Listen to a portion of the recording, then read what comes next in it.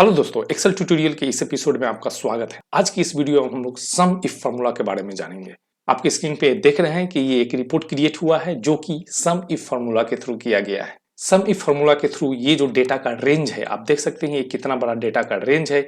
इस डेटा के रेंज को हम लोग कन्वर्ट किए हैं इस रिपोर्ट में यूजिंग सम इफ फार्मूला। अपना रिक्वायरमेंट है कि यहाँ पे 2015 का टोटल सेल्स डेटा दिया हुआ है प्रोडक्ट वाइज। आप देख सकते हैं यहाँ पे ये प्रोडक्ट कॉलम है और उसके बगल में यहाँ पे सेल्स कॉलम है। हमारे पास रिक्वायरमेंट आया कि प्रोडक्ट वाइज सेल्स रिपोर्ट निकालना है, तो हमने क्या किया, मैंने सम इफ फार्मूला को यूज करके मैंने ये रिपोर्ट निकाला है। आप भी इसे कर सकते हैं विद इन 2 मिनट में। तो आपको ये रिपोर्ट अगर सीखना है तो आप इस वीडियो को लास्ट तक देखें। तो मैंने यहाँ पे एक ब्लैंक शीट लिया है जहाँ पे मेरे पास ये डेटा है। इसी डेटा पे हम आपको दिखाएंगे कि कैसे सम इफ के थ्रू आप वो रिपोर्ट क्रिएट कर सकते हैं। सबसे पहले हम क्या कर रहे हैं, प्रोडक्ट कॉलम से हम यूनिक प्रोडक्ट को निकालेंगे।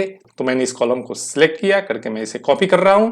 कॉपी करने के बाद मैं जाकर यहाँ पे मैं पेस्ट स्पेशल वैल्यू मैं कर दे रहा हूं। करने के बाद यहाँ पे मेरे पास डुप्लीकेट वैल्यू है, तो इसे मैं कैसे रिमूव करूंगा, इसके लिए मैं जा रहा हूँ डेटा टैब में। डेटा टैब में जाने के बाद यहाँ पे आपको दिखेगा रिमूव डुप्लीकेट, इस पे क्लिक करना है और माई डेटा है जो हेडर करना है, करके ओके कर दीजिए। तो आपके पास टोटल 17 यहाँ पे यूनिक वैल्यू आ गया प्रोडक्ट का। ये मेरा पहला काम हो गया है कंप्लीट।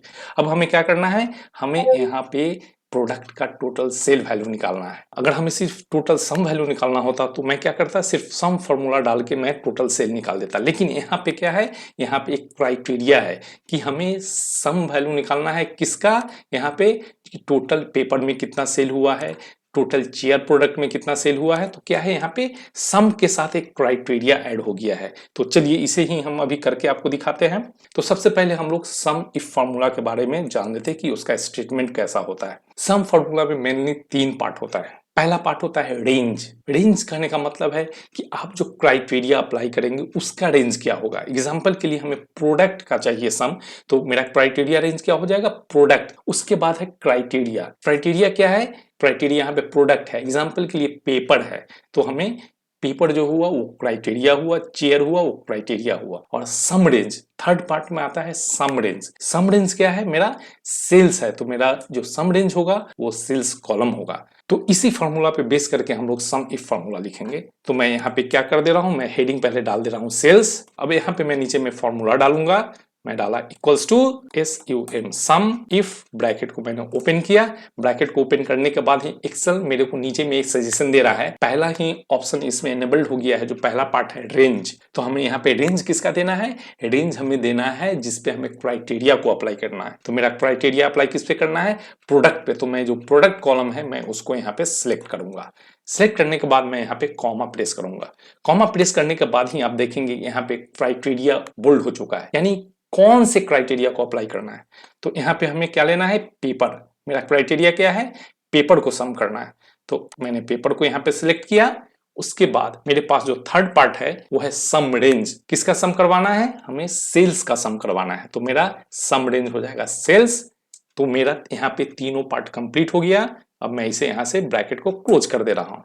क्लोज करने के बाद मैं इंटर बटन प्रेस कर रहा हूं, तो ये मेरे पास टोटल पेपर में कितना सेल हुआ है वो आ चुका है।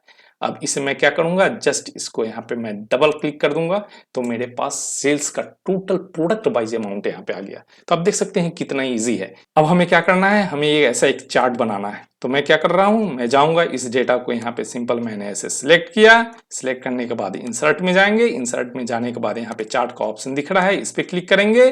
क्लिक करने के बाद इसको थोड़ा एडजस्ट कर देते हैं। यहाँ पे एडजस्ट करने के बाद अब यहाँ पे देखेंगे कि मेरा जो यहाँ पे जो चार्ट बना था वो एकदम बहुत ही अच्छे तरीके से दिख रहा है कि सबसे जिसका टॉप सेल हुआ है वो पहले है और जिसका एकदम लिस्ट सेल हुआ है वो एकदम लास्ट में है।